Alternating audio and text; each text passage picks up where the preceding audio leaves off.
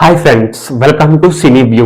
So ఈ రోజు వీడియోలో మనం ఈ సమ్మర్ ని షేక్ చేయబోతున్న పెద్ద సినిమా గురించి మాట్లాడుకోబోతున్నా.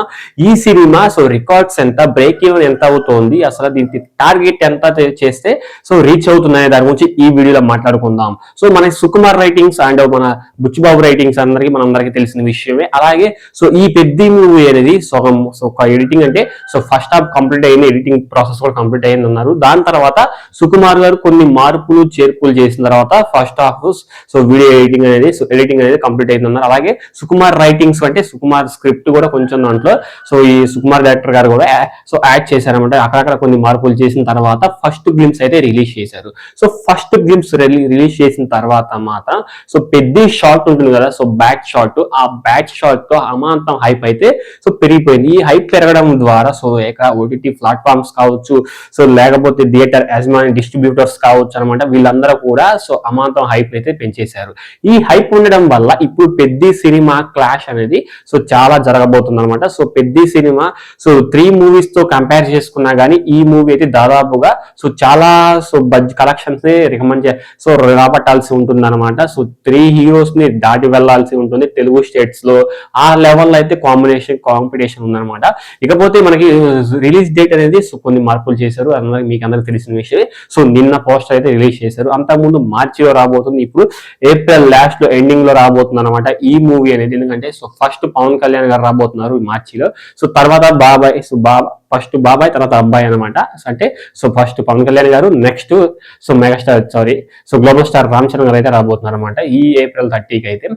చాలా మార్పులు చేసిన తర్వాత కొన్ని సిచ్యువేషన్స్ వల్ల, లేకపోతే విఎఫ్ఎక్స్ సెట్ అవ్వడం వల్ల, విఎఫ్ఎక్స్ ప్రాసెస్ కంప్లీట్ అవ్వడం వల్ల పెద్ద మూవీ సంబంధించింది అయితే కొంచెం షూట్ అయితే ఉంది, అలాగే ఎడిటింగ్ ప్రాసెస్ కూడా ఉంది కాబట్టి కొంచెం ఇదైతే డిలే చేసుకోవాల్సి వచ్చింది అనమాట.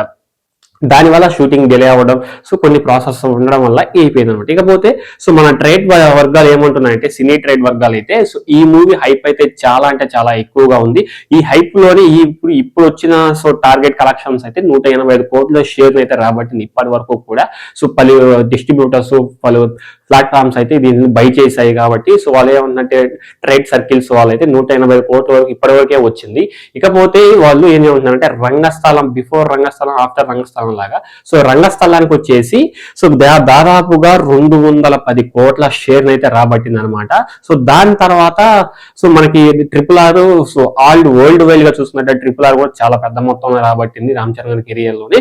275 కోట్ల షేర్ అయితే రాబట్టింది అనమాట. ఇకపోతే ఈ రెండింటిని బీట్ చేయాలి అనుకుంటే మాత్రం ఓన్లీ మన తెలుగు స్టేట్స్ లోనే 300 కోట్ల షేర్ ని రాబడితే మాత్రం పెద్ద అయితే ఫస్ట్ స్థానంలో ఉంటుంది అనమాట. ఈ 2 సినిమాలు దాటి పెద్ద అయితే 2 సినిమాల్ని ఏది RRR 275 కోట్ల షేర్ ని, అలాగే రంగస్థలం 210 కోట్ల షేర్ ని, ఈ రెండింటిని బీట్ చేయగలిగితే పెద్ద ఒక హైప్ స్థానంలో ఉంటుంది. బాగుగా మూవీ రిలీజ్ అయిన తర్వాత మంచి పాజిటివ్ టాక్ వస్తే మాత్రం దాన్ని ఆపడానికి లేదన్నమాట. తెలుగు స్టేట్స్ లోనే 350 కోట్ల రావడం పక్కా అని మీరు టార్గెట్ పెట్టుకోవచ్చు. రామ్ చరణ్ గారి fans, global star Ram Charan గారి ఫ్యాన్స్ ఎవరైనా ఈ వీడియో చూసినట్లయితే వాళ్ళైతే ఫిక్స్ అయిపోయింది అనమాట.